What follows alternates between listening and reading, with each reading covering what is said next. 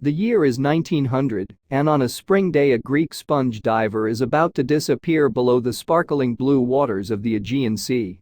But he doesn't find sponges. Instead, he comes across an ancient shipwreck, one which will turn out to be some 2,000 years old.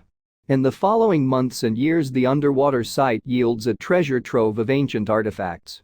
One of the discoveries was a lump of metal encrusted with the debris of 2 millennia. Divers discover 2,000-year-old computer that is rewriting history. But to the astonishment of researchers, later this rusting chunk of ancient history turned out to be a highly sophisticated machine, not far off a modern computer in its operation. This discovery went on to overturn many of our preconceptions about how well the ancients understood the universe in which they lived. To understand the full background of just how scientists came to realize that this metallic lump was actually an advanced calculating tool of great complexity, we need to look more deeply at this ancient vessel and its discovery. The ship was a cargo vessel, one of the many that plied their trade in Aegean Sea, part of the Mediterranean, around 2,000 years ago. Evidence from the many shipwrecks that have been discovered in these waters suggests that seaborne trade was at its peak at the time our wreck sunk, probably between 60 and 50 BC. We don't have a name for this ship, although it's known as the Antikythera wreck, simply because it was discovered. Marine archaeologists have gleaned much information from the remains of this ancient shipwreck. The Smarthistory website tells us it was a large freighter and its wooden planks were lined with lead to insulate it from the water and wood-boring microorganisms. The vessel was probably capable of transporting up to 300 tons of freight. When it sank, it was carrying a range of luxury goods. The bulk of the ship's cargo. Smarthistory also lists bronze couches, beds, silver and glass vessels and utensils, red slip dishware, and organic foods and substances among the cargo. So this was quite some find, considering the diver who stumbled across it had only been looking for sponges. At a more mundane level, the wreck also contained everyday items that would have belonged to the crew. Among them were a musical instrument, cooking pots and game pieces, as well as coins and jewelry. Not that far off from what you might expect to find in the crew quarters of a modern ship. Goods carried by the Antikythera wreck originated from various centers of the ancient Greek world, such as Syria, Alexandria in Egypt, and Pergamon and Ephesus, both in what is now Turkey. Smarthistory speculates that the ship may have embarked from somewhere in the eastern Mediterranean and was bound for an Italian port, probably Puteoli, now Pozzuoli, near the modern city of Naples. Of course, as we know, the ship never reached its final destination, presumably overtaken by weather so severe that she sank in the 150 feet or so of water that she lies beneath to this day. In fact, it was a storm that caused the boats of the Greek sponge divers to be at the location where the ancient ship sank. The divers' 2 small sailing boats, or cakes as the Greeks call them, were crewed by 6 divers and 20 oarsmen who were needed for windless days. Captain Dimitrios Kontos led the team, which was based on the Greek island of Symi. Not long before Easter 1900, they were on their way to the Mediterranean coast of North Africa. Once there, they planned to spend the summer harvesting sponges. When they sailed into a severe Mediterranean storm, the skipper decided that the best thing to do was to anchor in the safe haven of a harbor on the island of Antikythera. There they'd wait until the winds had died down. In a paper published in 2014 by Britain's University of Southampton, Alexandros Tertas described the island. Antikythera is a barely habited rocky island. It sits right in the middle of the passage between Cape Malea, mainland Greece, and Crete, one of the most traveled maritime routes in the Mediterranean. Impatient with their enforced break, Kontos decided to search for sponges in the shallower waters around the Antikythera. So the mariners sailed around the island to Cape Glyphadia and anchored about 60 feet off the cliffs there. It's worth pointing out that these sponge divers from Symi were engaged in a pursuit dating back thousands of years. The ancient Greeks used sponges from the sea, and they're even mentioned in that great classic of early literature, Homer's Odyssey. For the people of Symi, diving for sponges was an important and lucrative marine industry. In the 19th century, the islanders operated the world's largest sponge diving fleet, according to the Symi website. Divers from Symi were also the first to start searching for sponges in the Mediterranean off the north coast of Africa, it said. One leading company run by the Petrides brothers had offices around the world, including in London and Paris. Demand for natural sponges was brisk. Until well into the 19th century, divers reached the depths where the sponges were to be found without any sophisticated equipment. In the 1840s, divers were descending by clutching a heavy stone, one weighing as much as 30 pounds. By 1900, when our divers were off the coast of Antikythera, technology had advanced substantially. Even so, diving was a tough and physically exacting business. When the first diver, Elias Stadiatis, entered the waters off Antikythera, he was wearing a cumbersome diving suit and heavy metal helmet. Stadiatis' suit would have been made with layers of canvas material, with the seams sealed by rubber. The copper helmets used in the early 20th century were so heavy that it took 2 men to put them in place over a diver's head. Stadiatis was able to stay underwater thanks to the air that was pumped from the cake above him using a mechanical compressor. The technology had certainly improved, but diving was still a perilous enterprise, with divers running a high risk of decompression sickness, known informally as the bends. Stadiatis went over the side of the boat, hoping to find some sponges. But what he came across utterly terrified him. When he got back to the surface, he blurted out what had so severely disturbed him. Tertis described what Stadiatis had seen, or thought he had seen, 200 feet below the sea surface. A huge mound of corpses, dead men, women, horses was what he saw lying on the seabed. There was no ship, but there must have been a wreck, Tertis wrote. Hearing Stadiatis' extraordinary claim, Captain Kontos decided there was only one thing for it. He'd have to clamber into a diving suit and go down to the seabed and take a look for himself. What he found was not quite what his diver had reported. Instead, Kontos came across an astonishing trove of marble sculptures and other ancient artifacts. To prove his point to his crew, when he emerged out of the sea, he was brandishing the bronze arm of a statue. As Tertis told it, there were varying versions of what Kontos and his men did next. The writer said that the official Greek version had it that the divers returned to their home port on Symi. Word soon spread around the island about their incredible find. Tertis wrote, full of patriotic pride, they decided to immediately report the discovery to the Greek government in Athens. This was at a time when Symi still officially belonged to the Ottoman Empire, but the islanders firmly considered themselves to be Greek. Tertis noted, though, that there were other accounts of what the divers did after making their find. These cast Kontos and his men in a rather less favorable light. Some said that they had actually plundered what they could from the wreck's treasures. Piling artifacts into their boats, they'd sailed to Egypt to sell the loot, possibly in the city of Alexandria's markets. Only then had they gone to report their find to officials in Athens, perhaps hoping to reap a reward. In any case, we know that Kontos traveled to the Greek capital and met a University of Athens archaeology professor, one Economou. He himself was a native of Symi, and he acted as a go-between, linking the divers and the Greek authorities. Kontos now met officials and showed them that bronze arm that he'd personally retrieved as evidence of his stunning discovery. By now it was November 1900. There had certainly been a delay since the first sight of the wreck in the spring of that year. Kontos had 2 questions for the authorities. Firstly, he requested permission to salvage the wreck. Secondly, he inquired as to what reward he might expect for this work and for the discovery his diving team had stumbled across. The Greek authorities were happy to accept Kontos' offer of help with the recovery of treasure from the wreck. They saw it as an opportunity to promote the pride of the Greek nation and its illustrious history. And they assured the captain that he would be handsomely rewarded.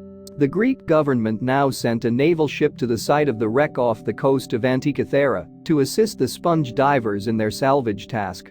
Kurtos wrote, the agreement was that Kontos and his divers would be the ones salvaging the cargo. The Greek state would provide the necessary equipment to winch the sunken objects and of course pay to the divers the full value of whatever they recovered, Kurtos continued. So Kontos and his men could hardly have asked for a better deal. Professor Economou, who was to oversee the salvage operation, sailed to Antikythera aboard the Mycale, a naval transport vessel. Captain Kontos' 2 boats sailed with the Navy ship, and by the end of November the operation was ready to start. The plan was that Kontos and his men would dive down to find the shipwreck's cargo and would raise smaller items themselves. The Navy ship would haul up heavier artifacts. Yet it turned out that the Michael was too large to get. Just to make matters worse, and perhaps unsurprisingly, since it was November, the weather broke, making diving difficult and hazardous. But Kontos was keen to crack on with his mission and managed to make several dives.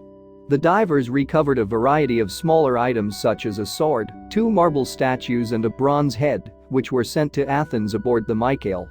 The Greek Navy now sent a smaller vessel to help with the salvage, the schooner Syros. It was better suited for close inshore work. As the salvage work continued through the winter, in spite of the unfavorable conditions, more and more stunning artifacts were retrieved.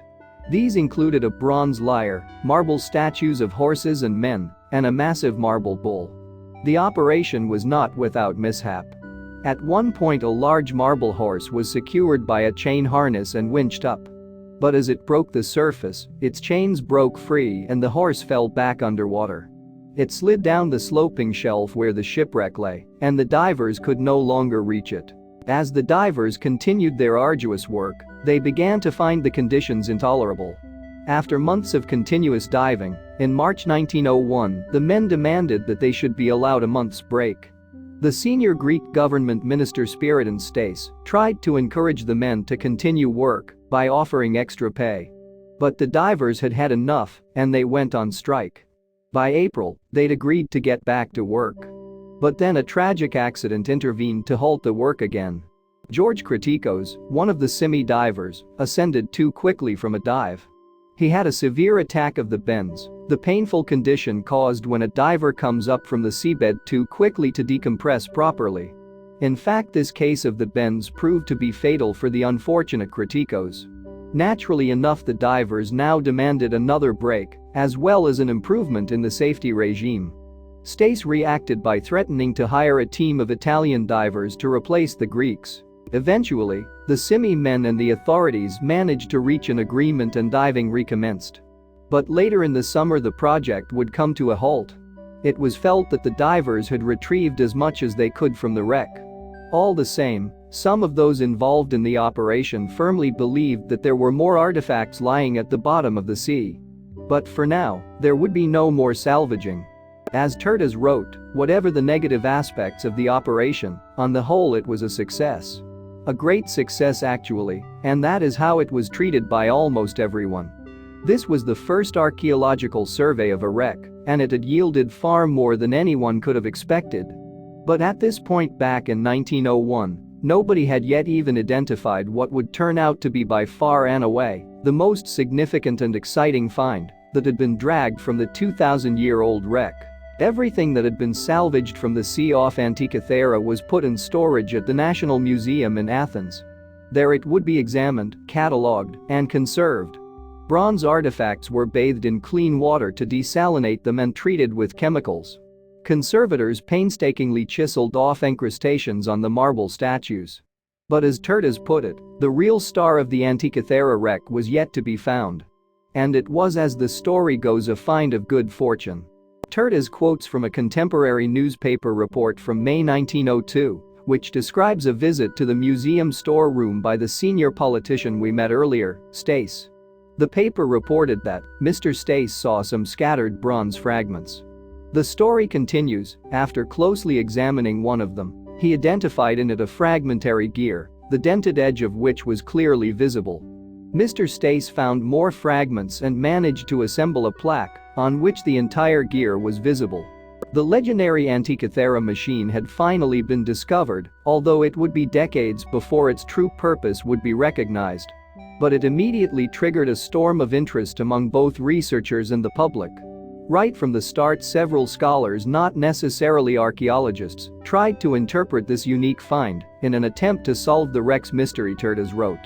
And newspapers gave daily updates of the progress being made concerning the study of the weird object. Here was an enigma that had truly captured people's imagination. Terdes quoted the descriptive words of one of the earliest researchers to examine the Antikythera machine. He was Peridiatus, who noted, the mechanism fragments were heavily corroded. The instrument's surface was encrusted with seashells, much of the mechanism was already destroyed.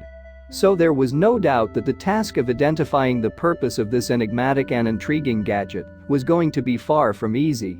But scientists continued in their efforts to solve the puzzle.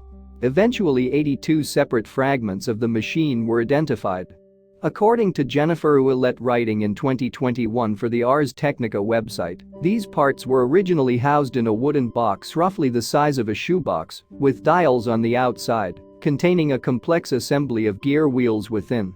Ouellette went on to write that the existence of this device indicated that advanced calculating technology existed more than 2,000 years ago. But this knowledge was forgotten, and nothing similar in sophistication appeared until the 18th century. Ouellette also noted that although the wrecked cargo ship was Roman, the machine was likely to have been made by Greeks. She speculated that it might have been made on the Greek island of Rhodes, which was known for its advanced engineering skills. But just what was this ingenious machine's true purpose? More than half a century had passed since the device's discovery before someone finally came up with a theory that seemed convincing. It wasn't until 1951 that a British researcher science historian Derek J. de Sala Price began to seriously study the Antikythera machine's purpose. Working with a physicist called Charalampos Karakolos, Price began to investigate the inner workings of the machine. The pair used X-rays and gamma-ray photography to examine the interior of the device. The resulting images gave them a theory to work on. In 1959 they published a groundbreaking 70-page paper in the Transactions of the American Philosophical Society. Price and Karakolos suggested the mechanism had been used to calculate the motions of stars and planets, making it the first known analog computer. That was a stunning claim. Here, according to their theory, was an analog computer that was more than 2 millennia old. Until then, no one had guessed that the ancient Greeks and Romans had anything this technologically advanced. And it seems that after the end of the classical era, this technical knowledge had disappeared for centuries.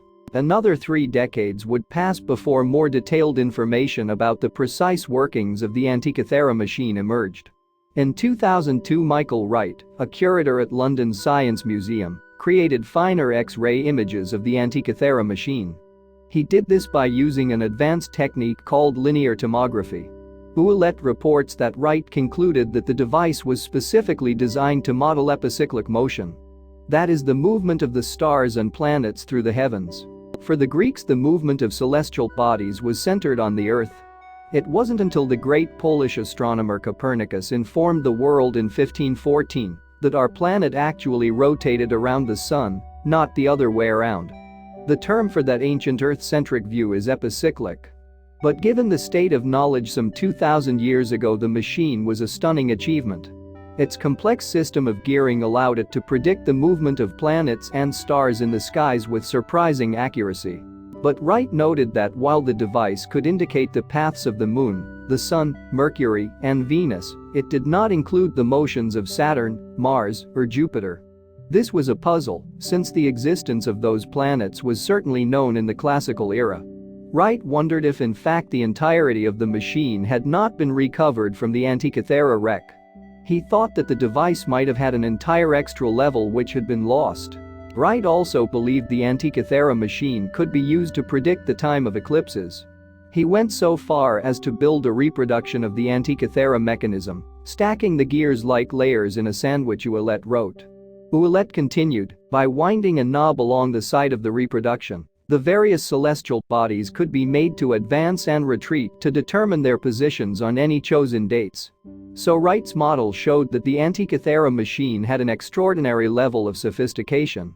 Since Wright's seminal work of some 20 years ago, further advances in scanning technologies such as 3D X-ray imaging have emerged.